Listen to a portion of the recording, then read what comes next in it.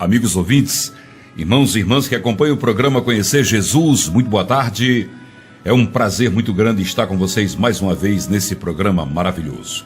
Na reflexão de hoje, eu gostaria de falar sobre os nossos desejos, aquilo que nós queremos para nós, às vezes o que esperamos de Deus através dos nossos desejos.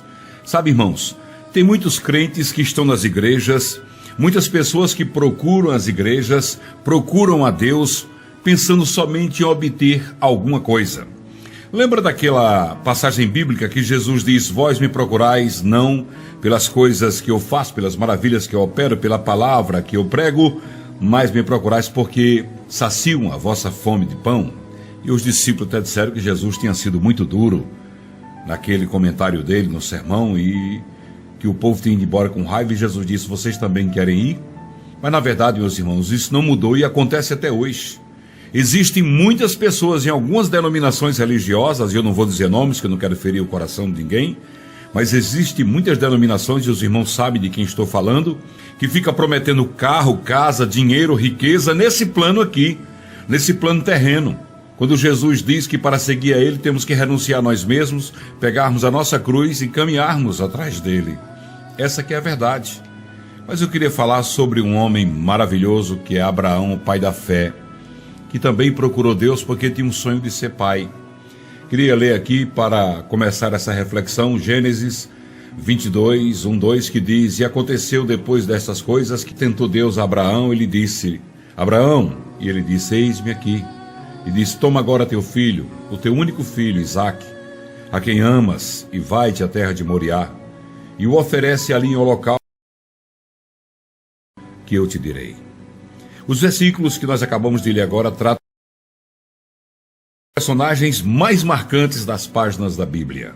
Ao tomarmos conhecimento dos fatos que envolvem toda a sua trajetória pelos desertos, podemos, sem dúvida alguma, notar as contribuições que esse verdadeiro gigante da fé proporcionou àqueles que se encontram enfrentando as adversidades, as coisas ruins que a vida às vezes nos oferece. Baseados neste conhecimento, podemos dizer que Abraão constitui um dos maiores exemplos de fé da história bíblica. Uma prova clara do que estamos dizendo aqui pode ser encontrada no capítulo 11 da carta escrita aos Hebreus. Aqui podemos notar que nenhuma outra testemunha dispõe de tanto espaço na chamada galeria dos heróis da fé da Bíblia Sagrada. Porém, como diz certo adágio popular, ninguém é tão perfeito a ponto de nunca ter errado. Mediante sua história podemos aprender não somente com seus acertos, mas também com seus erros. Seus erros e seus acertos nos oferecem lições poderosas. Com Abraão aprendemos não somente o que deve ser feito diante de situações onde somos postos à prova, mas também atitudes que devem ser evitadas. Quero convidar você, amigo ouvinte, que está na escuta desse programa maravilhoso, o programa Conhecer Jesus, para juntos analisarmos e, consequentemente, aprendermos algumas valiosas lições com a vida deste grande homem de Deus, do episódio de seu chamamento até a triste jornada do Monte Moriá. Tendo em vista a esterilidade de Sara, sua mulher, e o provável desejo de Abraão, que ele tinha um desejo de ser pai, na época de Abraão, os filhos eram um sinal de prosperidade e favorecimento da parte dos deuses. A promessa que Deus lhes faz parece um tanto conveniente. Não acredito de maneira nenhuma que Deus tenha de alguma forma posto uma isca para atrair Abraão. Afinal de contas, esta promessa fazia parte de um plano originado desde antes da fundação do mundo, está em Gálatas 3:8. Mas para um homem que agora, depois de casado, já há alguns anos, provavelmente já estava ciente da esterilidade de sua esposa, que essa não podia ter filhos e que certamente não conseguiria realizar o sonho de paternidade com a mulher que ele amava, que era Sarai, é difícil negar que a proposta de ser pai de uma grande nação não tenha de alguma maneira ajudado a influenciar a sua obediência a Deus. Os acontecimentos que se seguem a este comentário causam uma verdadeira reviravolta na vida de Abraão. A tecnologia daquela época até então não pode lhe proporcionar tantas esperanças. A ideia de ter um filho com uma das escravas de sua esposa, atitude bastante praticada naqueles tempos, também era uma alternativa, mas que não parecia ser uma solução muito atraente. Quem sabe, tendo em vista seu amor por Sara e a tristeza e a vergonha que essa atitude lhe causaria, É provável que essa tenha sido a razão desta ideia ter ficado para o último plano. Foi quando de repente Deus entra em cena com uma proposta à primeira vista absurda. Ele então lhe diz: sai da tua terra e do meio da tua parentela. Creio que logo na primeira manifestação houve um impacto e uma grande conquista da parte de Deus sobre o coração de Abraão. Afinal de contas, esta era a primeira vez em que ele, Abraão, se deparava com um Deus, ou melhor, com o Deus, que de fato falava, ouvia, via, se movia e tinha realmente poder. E assim, deixa tudo e todos e segue para uma terra sem saber nem onde ficava. Ainda não parecia suficiente para estimular um passo de fé na vida de Abraão. Talvez a promessa precisasse de um complemento.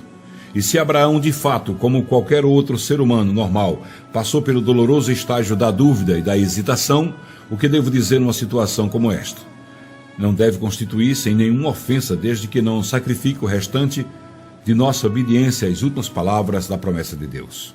Parecem ter sido bastante animadoras. A tradução da Bíblia Viva despeja um pouco mais de luz sobre o que estamos dizendo aqui. Faça isso e farei de você o pai de uma grande nação. Gênesis 12, 2. Ao que parece, essas palavras tiveram um profundo efeito sobre a escolha de Abraão, visto que o verso 4 nos dá a ideia de uma urgente decisão para obedecer.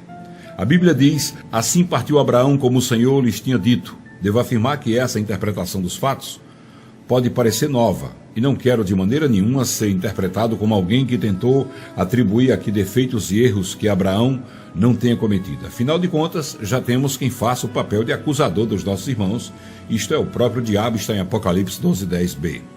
Mas quero com um pouco de transparência falar da vida de um homem como nós, que apesar de seus grandes êxitos, não estava imune às falhas. Na verdade, a triste jornada do Moriá é uma figura do que acontece ou acontecerá na vida de todos aqueles que também andam nas pisadas daquela fé de Abraão. Além do mais, se tudo que tenho dito aqui possui um fundamento, então devo confessar que o fato de me propor a falar aqui sobre sua vida não quer dizer de maneira nenhuma que eu esteja em uma situação privilegiada em relação a ele. E é exatamente por isso que eu quero começar a contextualizar esse episódio da Bíblia, iniciando por mim mesmo.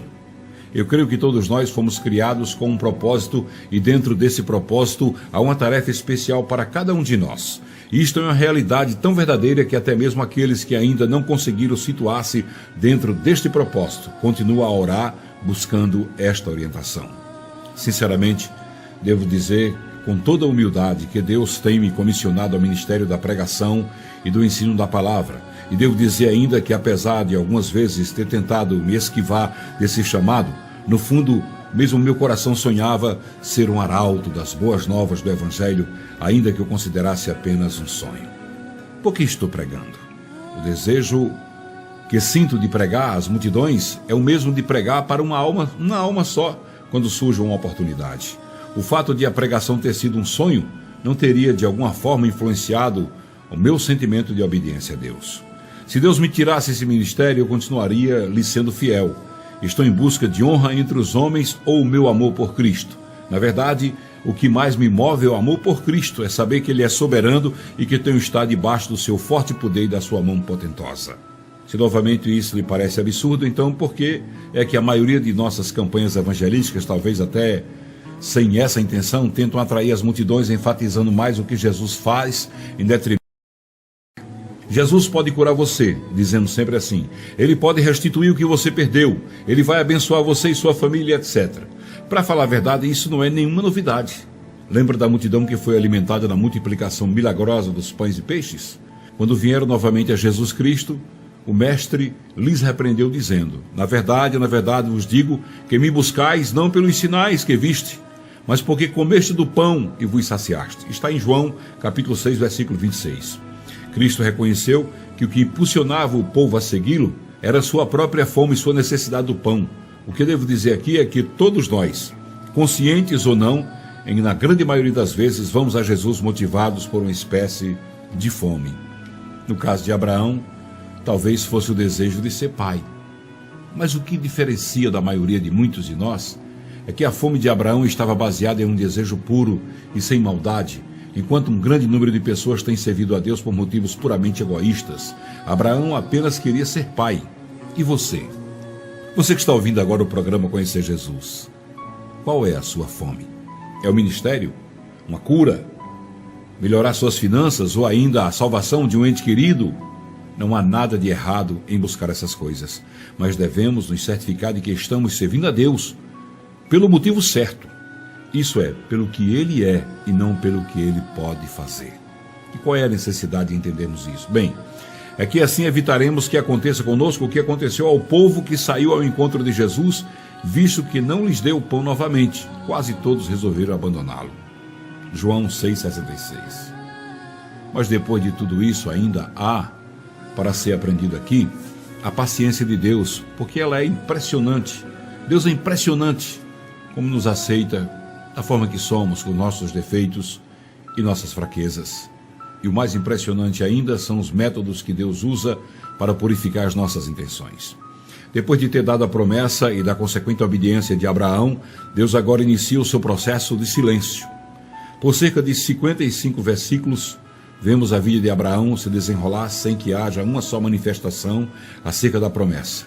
E quando finalmente no capítulo 15 Deus reaparece a Abraão dizendo: não temas, Abraão, eu sou teu escudo. Deus estava dizendo: eu sou teu lugar de proteção, eu sou a tua habitação segura. E ele disse: eu sou o teu grandíssimo galardão.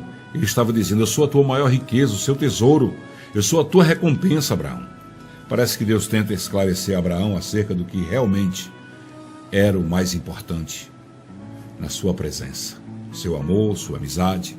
Porém, o que podemos notar claramente é que o coração de Abraão, mesmo depois de algum tempo de prova contínua, exatamente o mesmo Abraão, continua de olho na bênção, ser pai.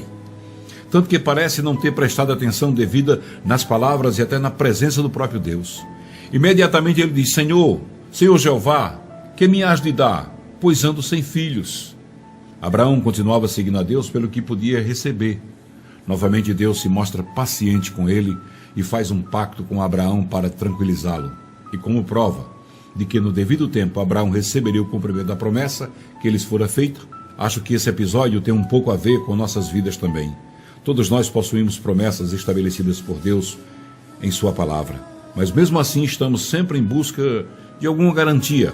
Deus prometeu que sempre nos amaria e até mesmo entregou seu único filho para morrer por nós como prova do seu imenso amor e de que também derramaria outras bênçãos sobre nossas vidas. Está em 2 Coríntios, capítulo 1, versículo 20. Mesmo assim, basta ele silenciar um pouco, nos pôr à prova um pouco e já estamos nos perguntando se nos esqueceu. Começamos a questionar o seu amor por nós, ficamos desesperados às vezes atrás de uma profecia de alguém que fale a palavra de Deus e que essa palavra venha nos tocar. Queremos a qualquer custo uma nova prova do amor de Deus. Ainda bem que, como um pai se compadece do filho, o Senhor continua a nos ajudar. Ele se manifesta reafirmando a grande fidelidade, como fez a Abraão, no capítulo 15, versículos 4 e 5 de Gênesis. Mesmo depois da promessa e agora também do pacto, o teste do tempo continua a se estender. Abraão agora já tem quase 100 anos. E suas forças, tanto físicas como emocionais, a essa altura da vida já não são mais as mesmas. Sara, sua esposa, também, já mostrando-se vencida pelo tempo, resolve, como quem apela à sua última alternativa, dar uma de suas escravas a Abraão. Algum tempo atrás, essa hipótese seria ligeiramente descartada, mas agora, a esta altura dos acontecimentos, parecia haver outra alternativa. Abraão e Sara haviam deixado de esperar na promessa de Deus e decidido fazer a realização do sonho com suas próprias mãos. E Abraão, ao que parece, sem oferecer muita resistência, sem nenhuma dúvida e com a sua passividade, aceitou aquela escrava e deitar com Agar e concebe com ela um filho. É importante aqui observarmos algo. Veja bem, a maior atitude de fé da vida de Abraão está estritamente ligada ao seu desejo de ser pai, certo? Mas também o maior erro de sua vida ocorreu em função desse desejo de ser pai. Por quê? Porque ele não esperou o cumprimento da promessa de Deus. É isso que muitas vezes eu e você fazemos. Nós não esperamos o cumprimento da promessa de Deus. No momento de fragilidade, de impaciência, Abraão dá ouvidos à voz de Sara e gera um filho segundo a carne. Está em Gálatas 4:23. Essa atitude de Abraão revela que o maior motivo de sua força na fé era a promessa de Deus. Enquanto deveria firmar-se no Deus da promessa, consequentemente o maior motivo de sua força acabou se tornando seu maior ponto de fraqueza. Em nossas vidas devemos estarmos alertas para essa realidade. Devemos tomar cuidado com nossas intenções, com o que desejamos e esperamos de Deus. Algumas vezes as nossas ambições podem tornar-se laço, que vão nos enlaçar e nos prejudicar. Não seria essa a razão de muitos cristãos tentarem crescer na vida ministerial, ou até mesmo em outras áreas, cedendo a pecados como a bajulação, compactuação com o erro, duplicidade de caráter e de personalidade e até mesmo o sacrifício dos seus valores morais e espirituais para alcançar os seus objetivos, porque devido à demora do cumprimento da promessa, desaprenderam a confiar e esperar em Deus. Aqui está um aviso: Satanás também sabe fazer propostas. Às vezes, elas poderão ser parecidas com as de Deus, mas sempre haverá uma diferença, elas sempre serão propostas do diabo. Há maior recompensa em rejeitá-las do que em aceitá-las. Quando alguém aceita uma proposta de Satanás, coloca a sua salvação em risco, porque pode não haver tempo para voltar atrás e corrigir o erro de percurso. Tenho certeza que Abraão rejeitaria se soubesse quais consequências viriam no futuro para ele com o filho da escrava. O último teste de Deus sobre a vida de Abraão é ainda mais esclarecedor.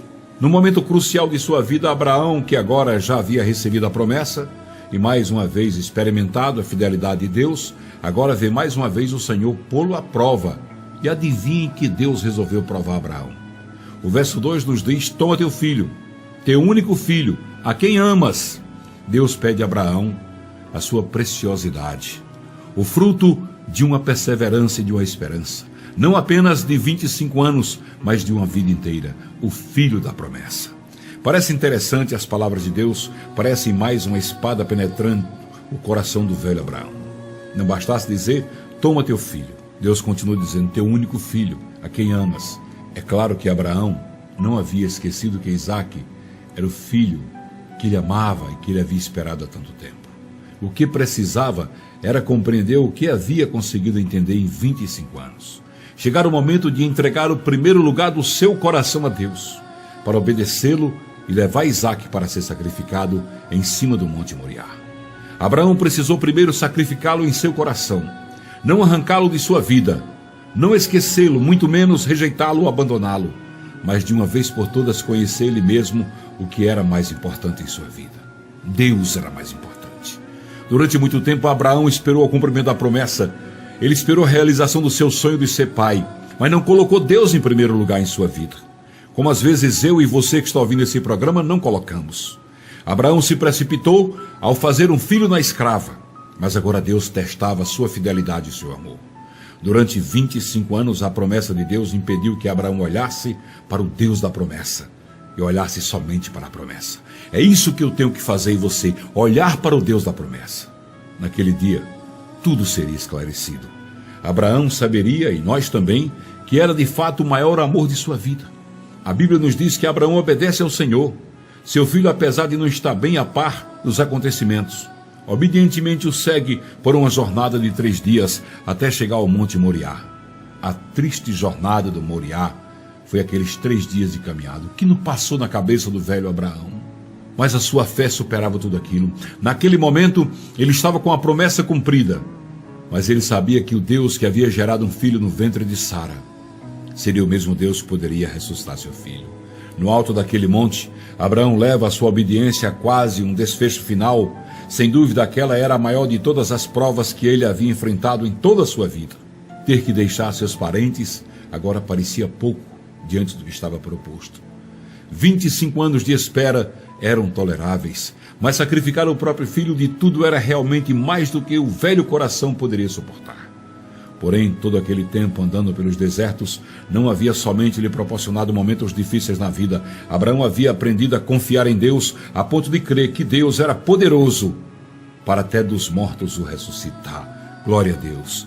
Quando indagado pelo seu filho acerca do cordeiro para o sacrifício, a sua resposta foi categórica: o Senhor proverá. Gênesis capítulo 22, versículo 8. O Senhor proverá. Entendemos aqui que o monte da provação é também o monte da providência. Abraão deita Isaque, tudo está preparado. Teria ele forças para ir até o fim? Seu braço erguido, enquanto segurava aquele cutelo amolado em direção ao pescoço do seu filho, nos mostra que sim, que ele iria até o fim. Ao tempo que em seu coração ele declara: mesmo sem palavras, pela sua atitude, o que Deus representava para ele. Aos 100 anos de idade, obedecer a mãe era mais importante do que tudo quanto ele tinha, até pelo seu filho que ele tanto amava. Ele inicia um movimento brusco, um movimento que provaria sua fidelidade, quando de repente uma voz rompe o silêncio daquela montanha. Abraão conhecia aquela voz. Era exatamente a mesma de 25 anos atrás e de tantas outras vezes durante a jornada de sua vida. A Bíblia diz: mas o anjo do Senhor lhe bradou desde os céus e disse: Abraão, Abraão. E ele disse: eis-me aqui. E disse o anjo: não estenda a tua mão sobre o moço e não lhes faças nada, porquanto agora sei que temes a Deus e não me negastes teu filho, teu único filho. Glória a Deus. Gênesis 22, 11 e 12. Naquele mesmo instante, Abraão vê próximo dali um cordeiro preso em um arbusto pelos chifres. Abraão toma em suas mãos e agora oferece em holocausto ao Senhor. Depois toma também o seu filho e desce a montanha como um homem diferente. Um coração mais puro do que nunca.